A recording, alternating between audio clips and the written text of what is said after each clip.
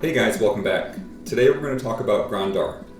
This is one of, I would say, probably the top 6 characters right now that you can get. If you look at the leaderboards and look at who the very top players are using, there's about 6 heroes that are currently being used, and Grondar is one of them. And he's really, really good. He really plays into the strategy that I use a lot, which is more of like a sustain, healing type strategy, trying to endure and then take over later in the fight. There are some issues with that currently. Some of the corpses being taken away and things like that are making it more difficult, but Grondar is one that really helps out with this process. So let's take a few minutes and talk about everything he's got going on. First of all, he's a light hero. He's slow. He's a reptile. He's a tank. He is an incredible tank. That's really his big claim to fame. He's going to help your whole team, and we'll talk about some of that in the traits. So if we go down to traits, start off, we've got armored. So he's been fully ascended here, so I can show you all the stuff. Armored should be familiar to everybody. Reptilian retaliation. This is a big one. Allies don't trigger revenge hits from enemy teams. There's quite a few slow, either slow characters or characters generally that just have some kind of revenge hit. And this is like a blanket ability. One of the great things about Grondar in general is that his abilities or traits work well with diverse teams. It's not just for reptiles or just for other slow or other light characters. It works across, for any team composition. And he's got some other traits where you might have expected them to put in some qualifications, and they didn't. So he works really well with diverse teams. All right, Slowpoke, we talked about that a little bit. This works really well with his tankiness as well, that additional health, defense, and attack. He's not going to be doing a ton of damage on his own, or at least directly, but still really helpful to keep him a little bit more survivable. Scaled response, so he reflects a lot of his damage, or a lot of the damage as well. You can see that it's 50% for any damage taken and 5% extra for each reptile. It's kind of that same thing I was talking about. There's not a huge benefit for having other reptiles on his team unless they play into something that requires him to be there. But in terms of his traits, 50% is great, and if you work that up to 55, 60, 65, that's just not a huge difference. Now this one for all 3. So when he dies, he heals all the allies for 45% of the damage taken from the killing blow, and that health is dispersed to his allies. I don't think this is particularly helpful. It hasn't come up that much when playing, but kind of also just thinking about it, because of his skills, he doesn't end up taking that much damage unless there's this huge blow and he doesn't happen to be taunting and it's early in the battle. He's probably not going to heal for very much, and his whole purpose is to be the tank, so he needs to be alive to be the tank. This part on its own hasn't been a huge value for me, but anyway, the rest of his skills really help out. Shell power is another one that is very, very helpful.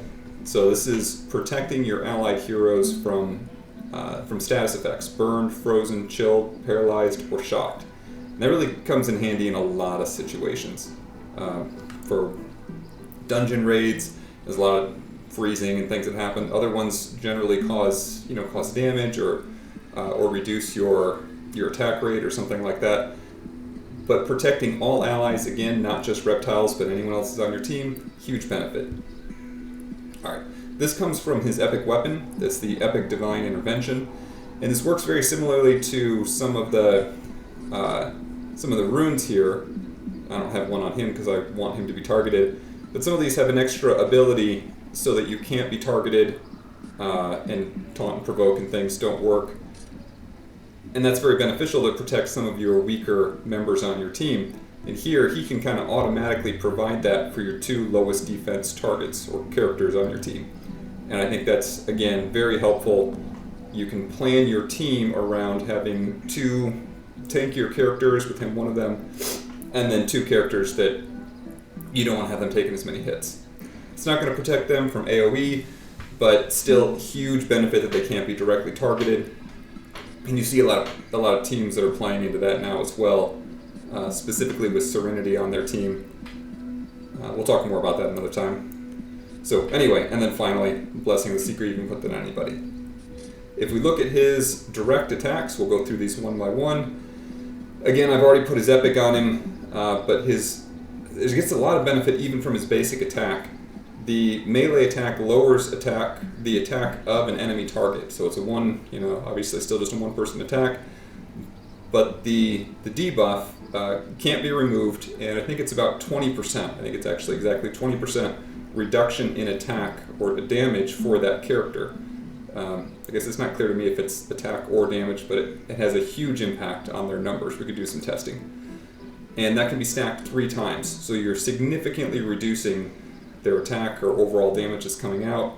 With the epic, that adds on kind of after the comment there, 15% chance to deal twice as much damage to up to 3 enemies, and heal the lowest health ally. Again, really helping out with sustain. It's not the damage that I'm looking for from him, it's the sustain, the tanking damage, healing the lowest ally, protecting the weakest 2 or the lowest defense 2 allies on your team. That's really where he's shining. So that's the benefit for his basic. Second one here, melee attack that lowers the defense and lasts for 2 turns and adds a reflective plate. So lowering defense, obviously helpful. You can do more damage. That's, again, not my primary role with him, but it's a nice added ability there. And then reflecting damage is a huge benefit. But primarily, I guess this is reflecting the debuff. So not necessarily the damage, but the debuff onto the defender, to whoever's sending that debuff your way. And it can defend him against that debuff if it's a single target or the whole team. So again, a really powerful skill to use. Starts off ready to be used and can't be purged or consumed or anything. So very powerful. My favorite, probably the crystallized carpus. Again, reducing damage even further. So he's reducing their damage and reducing their attack while the taunt's active. You see numbers that just go down like crazy levels where the attack is below 100. Once he's done a couple stacks of that basic attack and then has the taunt on here, and they're just doing no damage. And even after the taunt comes off, he's still reduced their attack, and those stacks stay on him from the basic attack. Just a huge impact. If you can get to taunt with him, say in a dungeon raid or something, you've almost won the battle. Unless there's a bunch of AoE damage, you're going to be sitting really well. Alright, final one here. Again, defending the rest of your team. Prepares to defend a targeted ally. The next 3 individual attacks on that ally, he'll jump in front and neither character takes damage. And then he'll do a revenge attack. Again, his revenge attacks from slow, and I believe these revenge attacks as well place that debuff on their attack. So all of this, just over time, as he's taking damage, as he's jumping in front, doing a revenge, he's wearing down the other team, dropping their attack. So even at 1 star, so I'll go back to him real quick, he is now a part of my lineup. So I've switched up my preferred lineup for doing, it's really dungeon raids, defending dungeon raids, and for campaign.